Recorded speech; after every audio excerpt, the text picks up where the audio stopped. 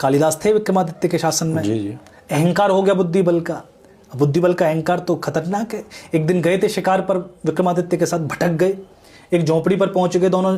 तो प्यास लगी थी, जल मांगा अम्मा से। अम्मा ने, एक बूढ़ी अम्मा, बहुत बूढ़ी अम्मा हो चुकी है, उस बूढ़ी अम्मा ने कालिदास से पूछा कि पहले परिचय बताओ तब जल मिलेगा। अब राजा अपना परिचय नहीं देता, ऐसे थोड़ी दे देगा कि हम राजा हैं, ऐसे कालिदास जी परिचय थोड़ी दे देंगे। तब कालिदास जी यहां पर दूसरी बात कहते हैं, कालिदास जी गुप्त बातें करते हैं। कालिदास जी कहते हैं अम्मा सुन, हम यात्री हैं।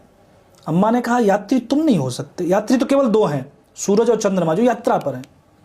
अब यहां पर कालिदास का दिमाग ठनक गया कि अम्मा कुछ गूढ़ बातें कर रही है। तब कालिदास ने कहा कि सुन अम्मा, हम अतिथि हैं। बोले सुनो, अतिथि भी तुम नहीं हो सकते, अतिथि भी दो हैं, धन और यौवन। धन आता चला जाता, यौवन जवानी है, अतिथि की तरह चली जाएगी। कालिदास ने कहा कि अम्मा हम परदेसी हैं। बोले परदेसी भी तुम नहीं हो सकते, जीवात्मा परदेसी है, कहीं से आई है, रह रही है शरीर में, और वृक्ष का पत्ता परदेसी है, तुम परदेसी नहीं हो। कालिदास बोले अम्मा हम क्षमावंत है, क्षमा करने वाले हैं, हम इतनी ताकत रखते हैं। बोले क्षमावंत भी तुम नहीं हो। पृथ्वी और नारी, ये दो ही क्षमावंत। ये पृथ्वी तुम्हारे सारे अपराधों को क्षमा करती है, और नारी, एक नारी में ही सामर्थ्य तुम्हारे सारे कुकृत्यों को क्षमा करने की। कालिदास ने अंत में कह दिया कि अम्मा हम राजा हैं। अम्मा बोली राजा भी तुम नहीं हो सकते, राजा भी केवल दो हैं, इंद्र और यमराज, यही कल्प तक शासन करते हैं, तुम छोटे मोटे राजा। तब यहां पर कालिदास कहते हैं कि अम्मा सुन, हम जिद्दी हैं।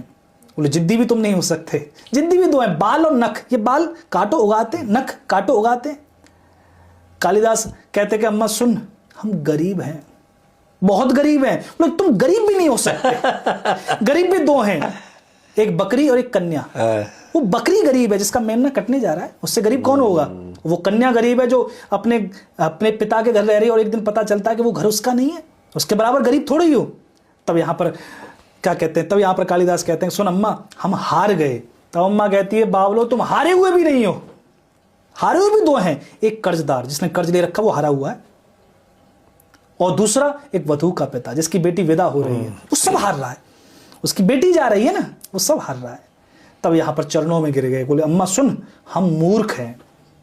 तब यहां पर अम्मा ने कहा सुनो तुम मूर्ख भी नहीं हो सकते, तो मूर्ख होने के लिए भी तुम मूर्ख भी नहीं हो। फिर मूर्ख भी दो हैं, एक अयोग्य राजा और एक दरबारी पंडित। कालिदास चिल्ला पड़ेगा अम्मा मैं दरबारी पंडित ही हूं। तब कहते कि वो अम्मा कौन थी? माता सरस्वती थी, जो कालिदास के अहंकार का दलन करने। तो इस पूरी कथा में हमें क्या मिला? इसमें हमें नीतियां मिली, ऐसे करके हमने ज्ञान दिया है।